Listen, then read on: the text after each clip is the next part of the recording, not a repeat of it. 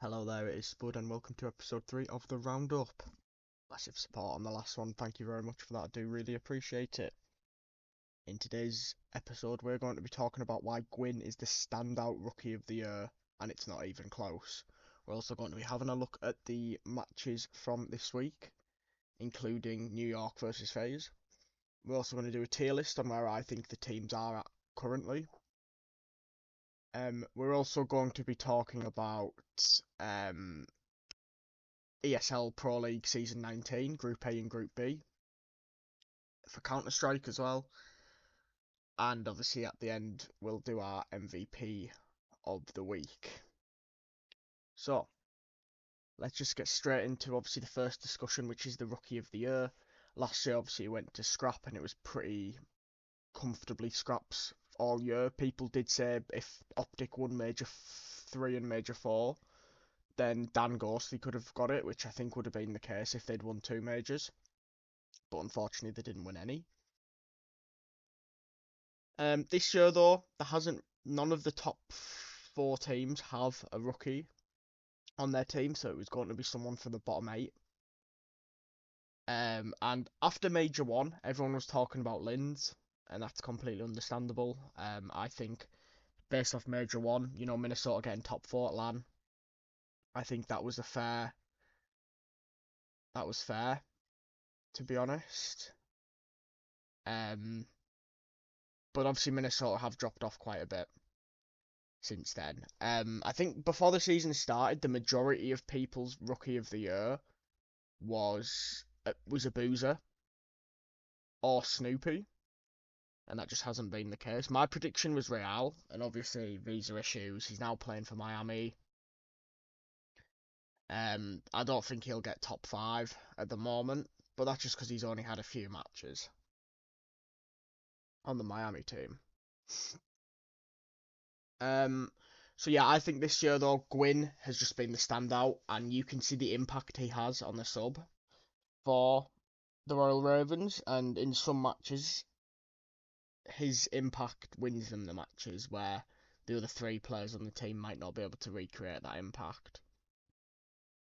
Obviously, they came top 6 in LAN in Major 2.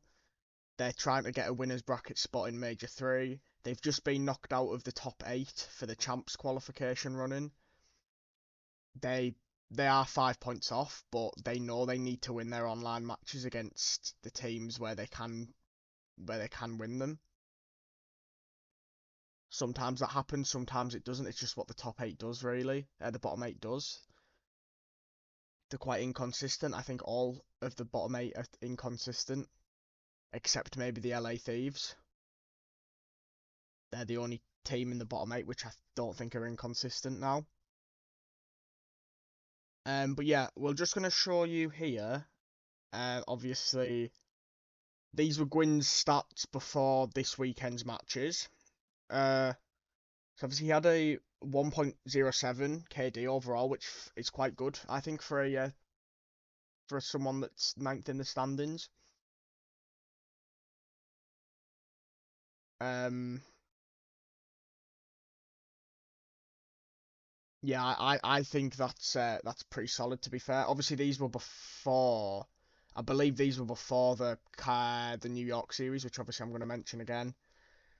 Kind of covered it last week a bit, but I wanted to go over it for this video. I already knew that I was going to do this for the episode 3 about the Rookie of the Year and why it should be Gwinn. I'll probably do one for the MVP race as well. I might do that after Major 3 though, because I'm not too sure. For this one, it's kind of stand out. I think Gwinn will win it regardless now, unless a rookie from a different team goes on to win a major and gets MVP at the major, or if just someone just has someone relatively new to the league just smashes everyone, which could happen. I feel like in S&D though, with that Carolina team, they've got better at S&D. Their search was quite bad before this split. Obviously, the new map pool could help. But yeah, obviously the series that we kind of mention a lot is this one from last week. Not last week, 2 weeks ago now. Where obviously Gwinn got the kill record for this season against a top 4 team. which is just crazy, and 20,527 damage. But as I mentioned, Carolina have got better at their search. He got 12 kills in the first search, and he got 12 kills in the second search. Which is just that consistency that I think Carolina need. Because you can see the other players on the team weren't really slaying. Now, TJ is quite good at search as well. To be fair, this team on paper should be really good at search. If anyone remember, obviously people that watched the CDL last year will know that Vegas Legion team were good at search when it was Claire, TJ, Temp, and Standy. /2real/Pro Loot if you even want to go back to the start of the year. And obviously when Fellow was on the Florida Mutineers last year, which is now the Miami Heretics, they were a good search team. I believe they beat FaZe on Embassy. But I could, when FaZe was, the best S&D team in the game last year. And I'm pretty sure Florida Mutineers beat them. Everyone was, shocked by it. But, yeah, 12-2 on that final map is seriously impressive. Now, I've got a clip here. Unfortunately, because it was the first game as well that Carolina had moved to a facility, I think moving to a facility helps. I mentioned this last week about this topic as well. But it was 3v3 here, and then 5-1 up. One more round in the series win is in for Royal Ravens. We thought it could be a day of upsets. That lags the Codcaster. Hopefully they'll fix that, because it's quite frustrating watching the online streams. And I assume it'll happen on LAN as well. You gotta start to pounce now if you're subliners. Bad timing there. And Of course it's on Gwinn! One player left, Hudson finds it! Gwinn seals the deal!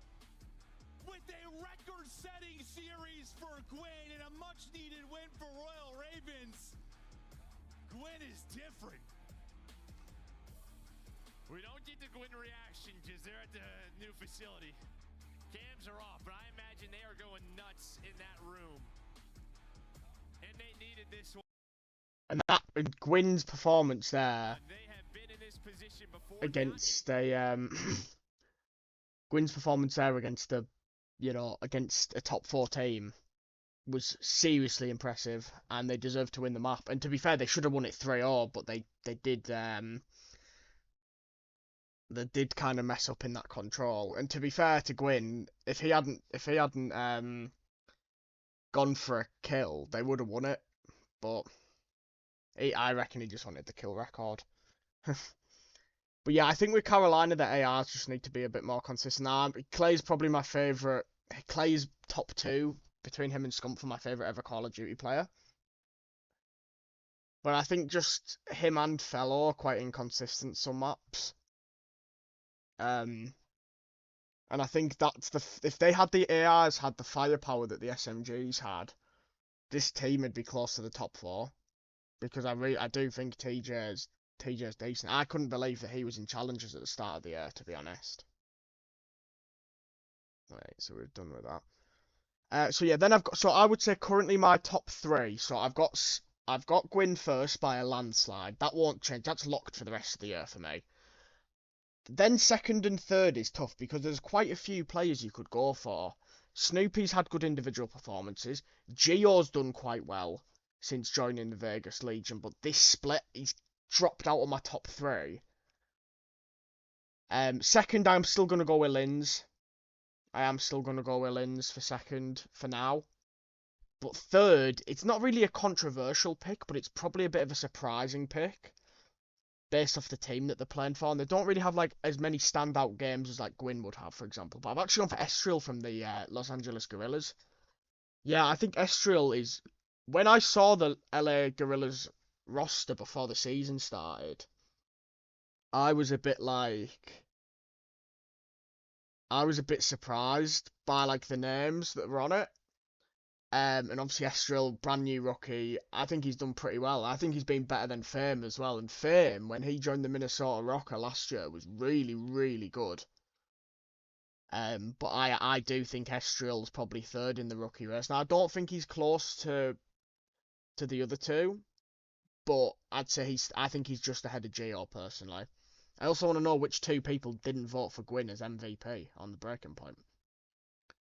Anyway, moving on from the rookie race, we're going to go through this week's matchups. 2 games on Friday need to stop. It is a disgrace. But we're going to talk about the first one. We're going to go into a bit more detail on this one. We've got the FaZe versus the Ravens. Obviously, wanting the Ravens to win. They didn't. It was... how do I describe this series? Right, I know how to describe it. The hard points were dominated by LA Thieves. That final search was a blowout. But then the first search was dominant from the Ravens. So yeah, it was quite an interesting one, to be honest. It was good to watch.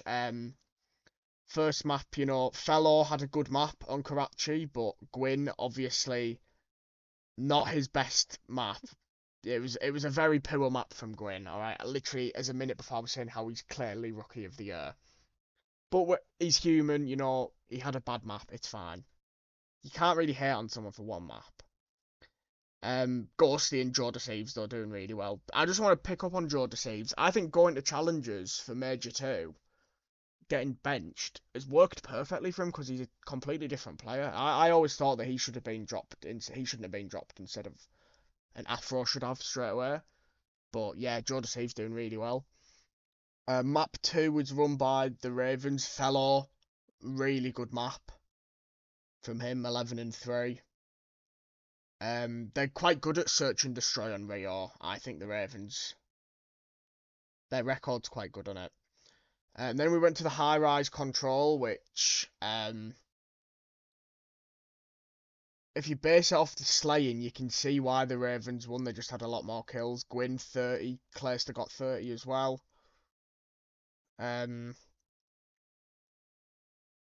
Joe struggled a bit on that map, so did Fellow. But they still got it. Still got the win. Did the Ravens. Then this 6-star hardpoint, I was gobsmacked. At one point, it was quite a close game, but, I mean, Clayster going 10 and 25, not his best map. Dropping a 0.4 does not help, but I think even if he dropped like a 0.7, like Fellow and TJ, they had no chance. Nasty was absolutely... I mean, to be fair, the 3 of them, Joe, Kremp and Nasty, were unbelievable this map. And then we moved to the high-rise search and destroy where, yeah, Nasty again and Joe Deceives were just really good. But yeah, really good series there out of Nasty.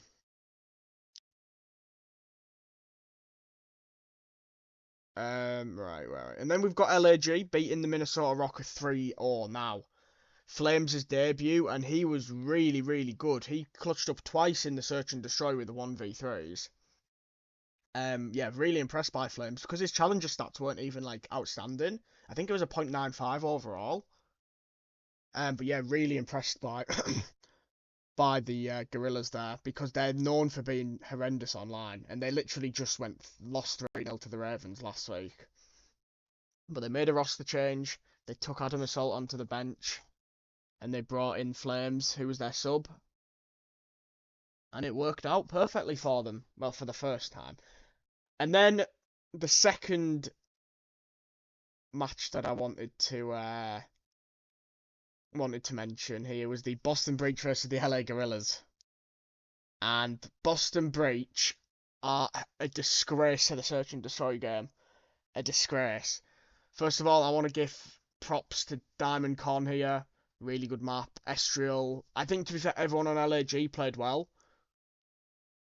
And I actually think everyone played well on the Boston Breach as well. But obviously the Boston Breach were dominant in the hard points. Snoopy getting 30 kills in that one.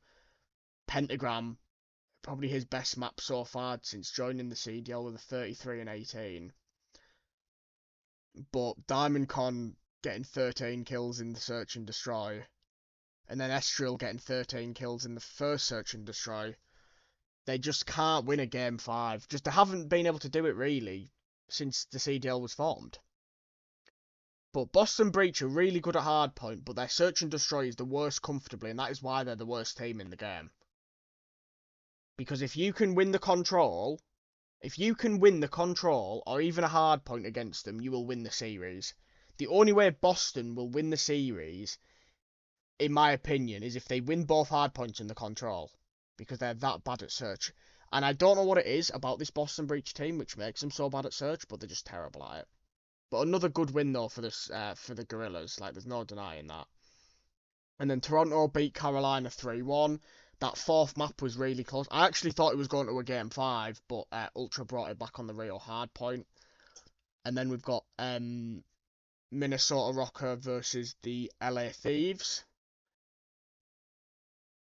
We'll go into this one as well. This was a reverse sweep from the Rocker, very unexpected. Especially that last map, I was shocked. To be fair, Rocker's hardpoint is terrible, so when they beat LA Thieves by over 100 points on that sub base, I was gobsmacked. Standy had a really good series. That's probably his first good series, like standout series he's had all year, even when he was on Vegas. Again, Draw Deceives, another good map out of him. I think Draw Deceives has been really consistent since he came back because he seems to be positive all the time. First map though was dominated by the Thieves. Look at you can just see the kill difference. It's crazy. Then the search that was won by the Thieves. I mean, Standy got 13 kills and lost 6-2. The rest of his team got 8 combined. What can he do? Draw Deceives though again, solid search. And then it was a really, really good invasion control, really close in the kill department as well, but the Thieves did lose. They actually had defense around 5, the Thieves, as well, so I was surprised that they lost. I thought it was going to be a 3-0. But 31 kills from Linz helped that. And then the sub-base hardpoint, Standy went off again, whereas Nasty had a bit of a series to forget. A map to forget, sorry. But even like Gunless, Accuracy, they all had good maps, a good map here. And then that was the same in the search, except probably Linz. And just the whole of the Thieves struggled on 6-star, and that's probably a map that I can see them vetoing from now on. But Standy was just a different player today. There was people already saying that he should have been dropped after about 3 series. Wait, no, if they've played 5, 4 then. Who've Minnesota beat? Oh, they beat Boston, didn't they, last week? Yeah, it's a free win if you play Boston. But yeah, that was a good series to watch. And then Seattle beat Vegas 3-0, which wasn't really expecting a 3-0. Or 4, wow. What a search and destroy player he is. He's probably one of the best individual search and destroy players in the game. And then Optic beat Miami 3-1. I just wanted to show up this clip from the Optic Miami. It was 4-1 at one point to Miami in the search, then it was 5-5, and then it was a 2v1 and Kenny had got the cruise. I just wanted to show the last 35 seconds of this map. Dashy looking for the kill potentially. Here comes the cruise. Dashy's on the bomb. Watch Kenny's mouth as he immediately calls out Vikal and finds it. Kenny! He lives! Oh my! Still in the fight! Gotta get his gun up. Kenny has to check the bomb site. Does Vikal know where he's gone? Kenny might have gone over towards A. He's trying to bait Vikal out. We are testing the man's patience. 10 seconds. Vikal! What a round as the Heretics survive in round 11. Oh, I can't say the word, but holy smokes, dude. That is insane. Kenny is a crazy person. He just dropped that Hellstorm basically on his forehead and the giant exploding propane tank that was a menace on the... Now, obviously, their record on this map isn't good. they're not good at high-rise search and destroy, and that's why they wanted to do it, to get more reps, which is completely understandable, but the fact that they were 4-1 down anyway against a team that are 11th in the standings doesn't help. But it's just a mistake. You know, Kenny was really good, was probably the best player in that series, in my opinion, for Optic. So I wouldn't really go too hard on him personally. Just a mistake. You know, he's a world champion. It's not like he was crap or anything. Final match. Have to mention it. Slam, slam, slam. That was just an anomaly. I can't say the word. Anomaly. You know what I'm trying to say. New York won to FaZe 3. And New York are 1-3 in the split. And I don't think they're going to get losers bracket. Don't get me wrong.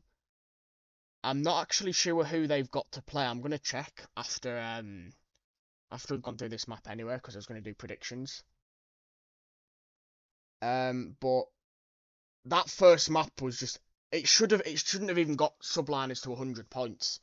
I couldn't believe what I was seeing. Draza just went crazy. Skies was the only player that actually had an okay map from the subliners. Everyone else was terrible. You had them all shooting bodies like it was a $5 practice match or something, you know, like it was like a bit of fun, not a competitive game. Then the search and destroy was actually quite close, but it was a really good. No, realistically, subliners had like a couple of 2-on-1s where their communication was terrible by the looks of it. Absolutely terrible, but FaZe did take it. It was very close, but it was good play from Celium to win the map. With this one, New York were just did really well on the offense. And even though they didn't outslay them by a lot, you can see that they obviously did all go green/neutral on the New York side. And yeah, I think FaZe are quite good at high rise, to be honest. They're all right at it. But that's the only positive New York can take, because they got slammed here as well.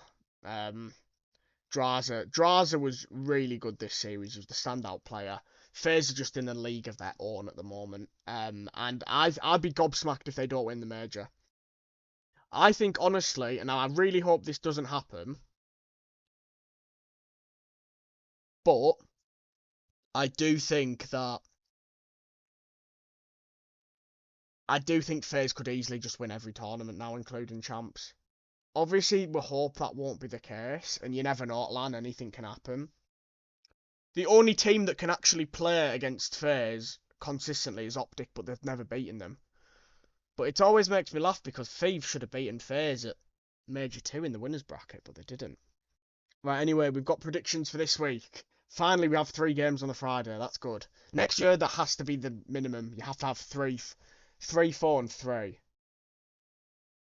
Not this 2, 3, 3 crap. Alright. 5 online qualifiers next game. Not 7. And we'll have 5 or 6 lands. Come on. You can easily make that happen. I'd love to say Miami will win. I think New York will win 3-1. Optic Boston. That hard point will be close, but I'm going to say 3-0 to Optic. And then Vegas versus FaZe, 3-0 to FaZe. So a pretty boring Friday night, in my opinion. I don't see any surprises. Then we've got Saturday's matches, and again, it's just the same. New York versus Vegas, 3-1 New York. FaZe Carolina, 3-0. LAG versus Optic, 3-0 to Optic.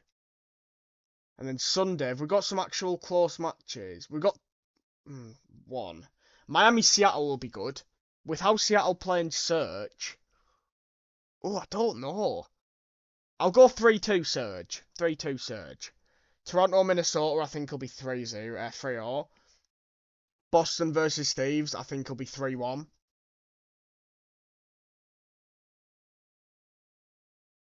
I think Boston might take the first hard point if it's their map pick. Who's New York's other match against? Toronto, right? Okay, I think New York are gonna go 4-3, which I think will get them winners bracket, but it might get them like 5th or 6th, which means they could end up playing Toronto on LAN. And I think because I think FaZe will be first and then Optic and then Toronto. If it's Ultra versus New York, that means that we won't have the major 2 winners. The first because obviously the last bracket it was just the top 4 all going through. Right.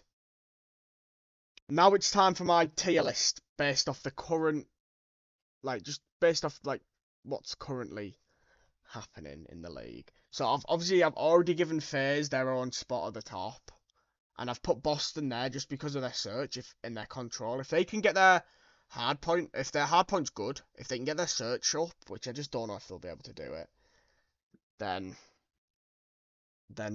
we'll have to see. Then I'm gonna put the Heretics there. So obviously I'm gonna make it so if there's multiple in one column, it'll be like, so say if there was 2 teams in the A tier, whoever's first is higher up in the bracket, if that makes sense. So Boston's 12th and I'm putting Miami 11th. Right, who am I putting 10th? Don't know.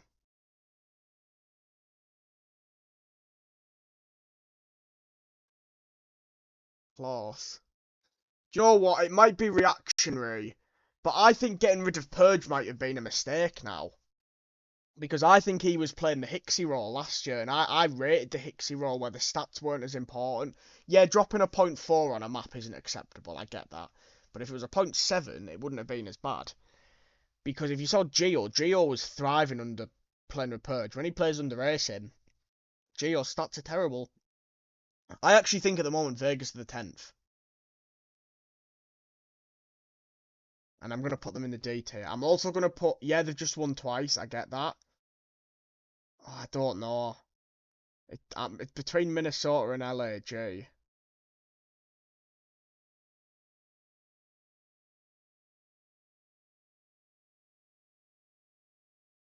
Right, I'm going to do that. I think that's going to be the D tier. I've only put LAG ahead just because they beat Minnesota, and obviously they're 2-0 since Flames joined the roster. And I know Minnesota reverse swept the Thieves, but I still don't think they're that good. Right, C. So this is what, 12th, 11th, 10th, 9th, 8th. So then we've got the rest of them. So I'm going to put Seattle 7th.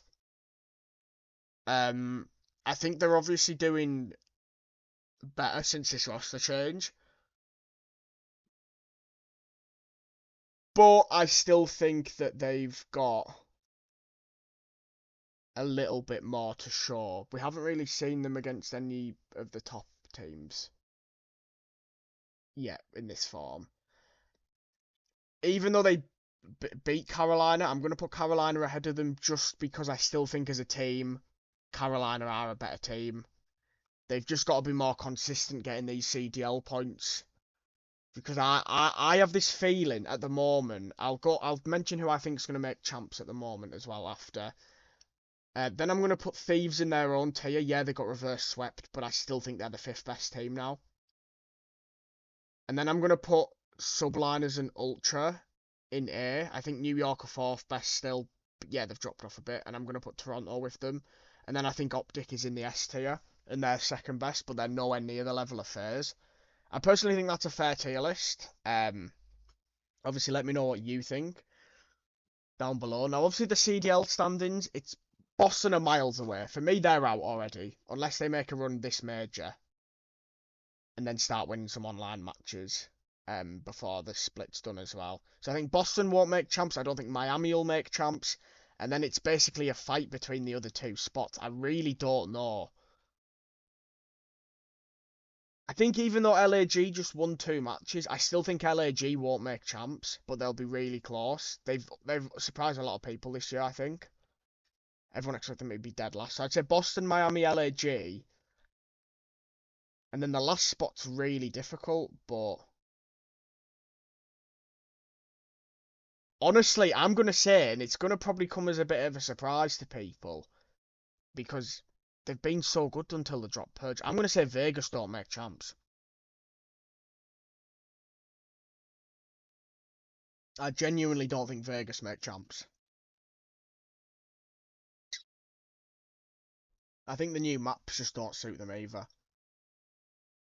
Anyway, we're going to move on now to the ESL Pro League, which started.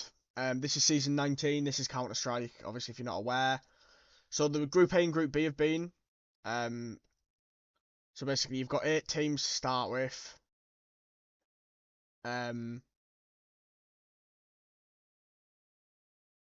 So you had the upper bracket.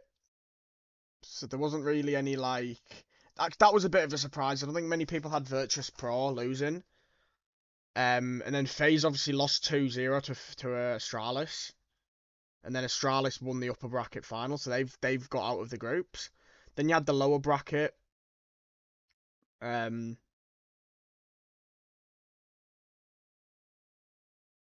Which was won by FaZe. So I'm not like 100% sure on how all of this works in terms of all the brackets, but I think 3D Max are also through. And then there was the last chance group, so this was basically people that got knocked out the losers bracket. The lower bracket, sorry, and that was won by Virtus Pro. So that was Group A. And then we got Group B. Which, to be fair, I don't think anyone had the Mongols actually getting to the upper bracket final and beating G2 and Falcons on the way there. Really good campaign from the Mongols, but they did lose to Vitality. And then G2 lost to M80 as well in the lower bracket with all the the superstars like Monacy and Nico. It was a bit of a surprise. But they did win their last chance. So they are through. And the games resume. Group C and Group D begin on Tuesday, which is tomorrow. So yeah, I'm actually still not like 100% sure how it all, like how some of it works, but I do believe that like 3D Max and the Mongols, for example, they go through anyway. Well, I'll do my MVP of the week before we go, but I've enjoyed this episode. I hope you guys have enjoyed it as well. Please drop a like. It literally costs nothing to like the episode. It helps me out. MVP this week. Oh, it's close. I don't know.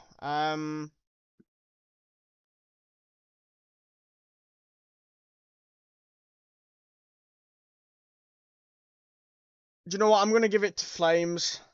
I'm gonna give it to Flames because it was his CDL debut, and I think he was important on winning both series for the Gorillas.